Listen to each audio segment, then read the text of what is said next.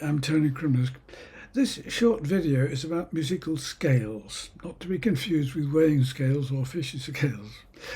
As I said many times in these videos, you don't need to know any musical theory to enjoy playing the ukulele. But if you've ever wondered why some songs sound different, understanding something about scales may help to explain one reason for this and why some keys and chords have sharp notes in them and some flat notes. A musical scale is a building block for creating melodies in music. It's a pattern of tones and semitones, and it can be built from any one of the 12 notes used in music. If you don't follow this, just have a look at my video on Resources Music Part 1. There are a lot of different types of scales, including the 7 modes.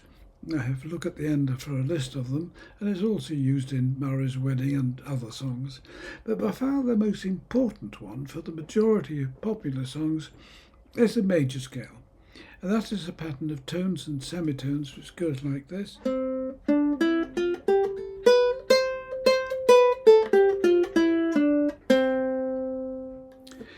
Notice that there are 2 parts to this major scale, each one consisting of a tone, and a semitone. They're called tetrachords, and they're joined together by a tone. You can take one of these tetrachords away and add another one either above or below to form a new scale. Adding a new tetrachord above this remaining one produces new scales progressively requiring an additional sharpened note, and adding a tetrachord below it will result in a scale progressively requiring an additional flat note. For example, removing the first tetrachord and adding another one above it, i.e. starting on the note G, produces a scale of G major, G, A, B, C, D, E, F sharp and G, requiring the F sharp to get the tones and semitones in the right order. Then sharps are added progressively. D major requires 2 sharps, adding a C sharp, and A major needs 3 sharps, adding a G sharp. Removing the second tetrachord and adding another one below it, starting on the note F, then produces the scale of F major, F, G, A, B flat, C, E, and F. And this requires a B flat to get the tones and semitones in the right order. And then more flats are required progressively. The scale of B flat needs 2, adding an E flat. The scale of E flat needs 3, adding an A flat. Note that the new scale always starts on the note which is the added flat note. Scales and modes normally have 7 notes, but this can vary. The pentatonic scale, for example, both major and the minor forms, have 5 notes, and it's often used for improvisation. For example, in the video I did on taking a note for a walk. So this is the pentatonic scale. 1, 2, 3, 4, 5. That's the same note again. The jazz scale has 9 notes. It's like the major scale, but it's got a flattened third,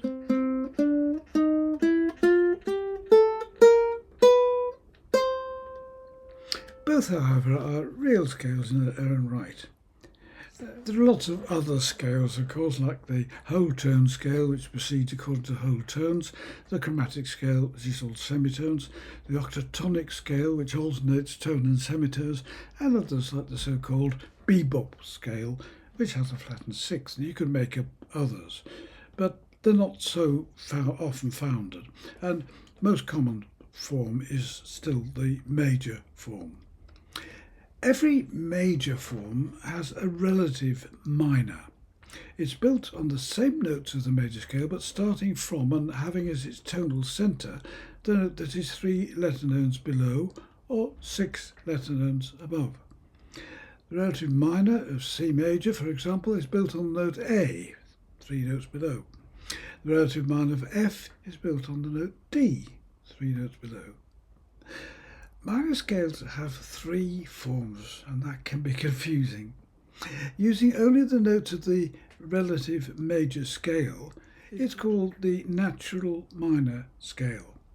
The scale of D natural minor, for example, proceeds with tone, semitone, tone, tone, and then another tone, semitone, tone, tone. Note again that there are two parts, this time of tone, semitone, tone, tone. And these, of course, are the same notes as the Aeolian mode. When D is the home note, D natural minor would be D, E, F, G.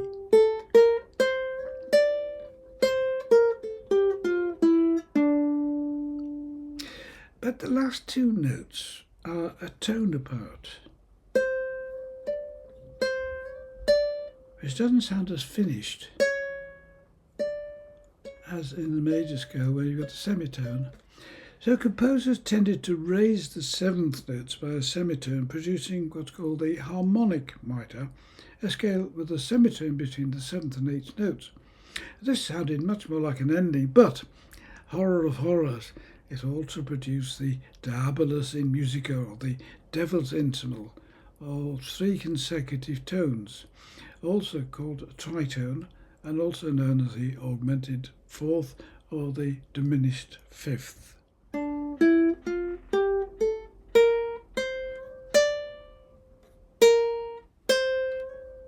That's the offending interval.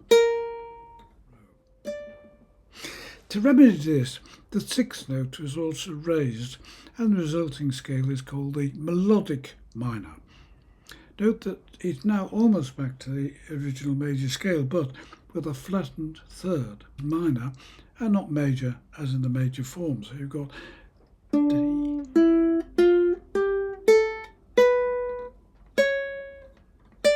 that's now a semitone. They all come down according to the natural minor scale. So there are three forms of minor scales: the natural minor, the harmonic minor, and the melodic minor. And they all descend according to the natural minor. Confusing, isn't it? Songs that use the natural minor, or the Aeolian mode, include Stairway to Heaven, Hotel California, and many sea shanties like Blow the Man Down. And songs using the melodic minor include Yesterday and Autumn Leaves.